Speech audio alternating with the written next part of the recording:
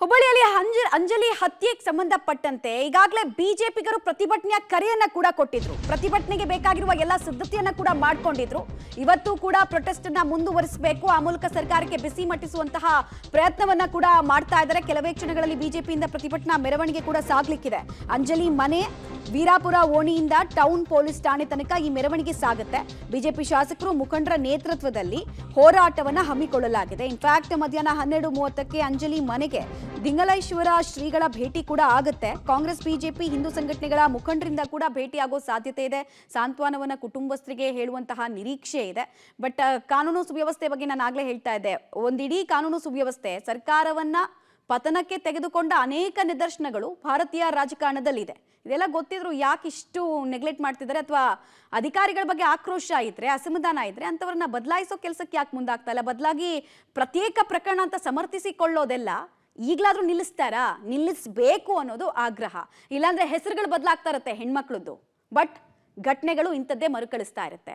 Situation ಬೇರೆ ಇರುತ್ತೆ, but ಘಟನೆಗಳು ಇಂಥದ್ದೇ ಮರುಕಳಿಸ್ತಾ ಇರುತ್ತೆ. ಡೀಟೇಲ್ಸ್ ಕೊಡ್ತಾರೆ, ಮತ್ತೆ ಸಂಪರ್ಕದಲ್ಲಿ ಜಾಯ್ನ್ ಆಗ್ತಾ ಇದ್ದಾರೆ ಸುನಿಲ್. ಈಗ ಬಿಜೆಪಿಗರ ಹೋರಾಟದ ರೂಪುರೇಷೆ ಹೇಗಿದೆ, ಯಾವ್ಯಾವ ನಾಯಕರು ಸಾಥ್ ಕೊಡ್ತಾ ಇದ್ದಾರೆ ಅಂತ? ಮಮತಾ, ಪಕ್ಷಾತೀತವಾಗಿ ಧರ್ಮಾತೀತವಾಗಿ ಪ್ರೊಟೆಸ್ಟ್ಗೆ ಎಲ್ಲರೂ ಭಾಗಿಯಾಗುವಂಥ ಸಾಧ್ಯತೆ ಇದೆ. 11 ಗಂಟೆಗೆ ಕರೆ ಕೊಟ್ಟಿದ್ದರು, ಆದರೆ ಜನ ಹೆಚ್ಚಿನ ಸಂಖ್ಯೆ ನೀರುವಂಥ ನಿರೀಕ್ಷೆಯಲ್ಲಿ ಅರ್ಧ ಗಂಟೆ ತಡವಾಗಿ ಪ್ರತಿಭಟನೆ ಆರಂಭವಾಗುತ್ತೆ. ಸದ್ಯದ ಮಾಹಿತಿ ಪ್ರಕಾರ 3000 ಮಠದ ಒಂದು ಶ್ರೀಗಳು ಕೂಡ ಈ ಪ್ರತಿಭಟನೆ ನೇತೃತ್ವವನ್ನು ವಹಿಸ್ತಾರೆ. ಅದರ ಜೊತೆಗೆ ಶಾಸಕ ಮಹೇಶ್ ಟೆಂಗಿನಕಾಯಿ, ಅರವಿಂದ್ ಬೆಲ್ಲದ್, MR ಪಾಟೀಲ್ ಸೇರಿದಂತೆ ಹಲವಾರು ನಾಯಕರು, ಬಿಜೆಪಿ ನಾಯಕರು ಈ ಒಂದು ಪ್ರತಿಭಟನಾ ಮೆರವಣಿಗೆಯಲ್ಲಿ ಪಾಲ್ಗೊಳ್ಳುವಂಥ ನಿರೀಕ್ಷೆ ಇದೆ. ಅದರ ಜೊತೆಗೆ ಕೇವಲ ಬಿಜೆಪಿ ಮಾತ್ರವಲ್ಲ, ಪಕ್ಷಾತೀತವಾಗಿ ನಾನು ಮೊದಲೇ ಹೇಳಿದಂತೆ ಕಾಂಗ್ರೆಸ್ ನಾಯಕರು ಕೂಡ ಭಾಗಿಯಾಗುವಂಥ ಸಾಧ್ಯತೆ ಇದೆ. ಮತ್ತು ಜನ ಸ್ವಯಂ ಪ್ರೇರಿತವಾಗಿ ಬರ್ತಾ ಇದ್ದಾರೆ. ಇವತ್ತು ಮೊದಲಿಗೆ ನೇಹಗಾಯಿತು, ಆಮೇಲೆ ಅಂಜಲಿಗಾಯಿತು, ನಾಳೆ ನಮ್ಮ ಮಕ್ಕಳಿಗೂ ಕೂಡ ಆಗ್ಬೋದು. ಇದು ಹೀಗೆ ಬಿಟ್ಟರೆ ಹುಬ್ಬಳ್ಳಿ ಮತ್ತೊಂದು ರಕ್ತಪಾತ ಆಗುವಂಥ ಸಾಧ್ಯತೆ ಇದೆ. ಸೊ ಹೀಗಾಗಿ ನಾವು ಕೂಡ ಪ್ರತಿಭಟನೆ ಮಾಡಬೇಕು ಅನ್ನೋ ನಿಟ್ಟಿನಲ್ಲಿ ಜನ ಸ್ವಯಂ ಪ್ರೇರಿತವಾಗಿ ಸೇರುವಂಥ ನಿರೀಕ್ಷೆ ಇದೆ.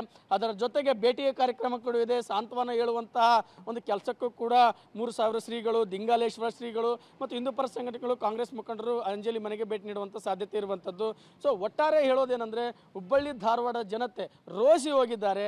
ಒಂದು ಸರ್ಕಾರದ ವಿರುದ್ಧ ಘೋಷಣೆ, ಮತ್ತೊಂದು ಸ್ಥಳೀಯ ಅಧಿಕಾರಿಗಳು, ಅದರಲ್ಲೂ ಕೂಡ ಪೊಲೀಸ್ ಇಲಾಖೆ ಕಾನೂನು ಸುವ್ಯವಸ್ಥೆ ಕಾಪಾಡುವಲ್ಲಿ ಫೇಲ್ಯೂರ್ ಆಗಿದೆ ಅನ್ನೋದು ಬಹಿರಂಗವಾಗಿ ಹೇಳ್ತಾ ಇರುವಂಥದ್ದು. ಸರ್ಕಾರ ಆಗಿರ್ಬೋದು, ಗೃಹ ಇಲಾಖೆ ಯಾವ ರೀತಿಯಾಗಿ ಇದನ್ನು ಪರಿಗಣಿಸುತ್ತೆ, ಕ್ರಮಗಳನ್ನು ತೆಗೆದುಕೊಳ್ಳುತ್ತಾ ಅಥವಾ ಅಧಿಕಾರಿಗಳಿಗೆ ಯಾವ ರೀತಿಯಾಗಿ ಕೆಲಸ ಮಾಡಿಸ್ಕೊಳ್ತಾರೆ ಅನ್ನೋದು ಮುಂದೆ ಗೊತ್ತಾಗಲಿದೆ. ಮಮತಾ.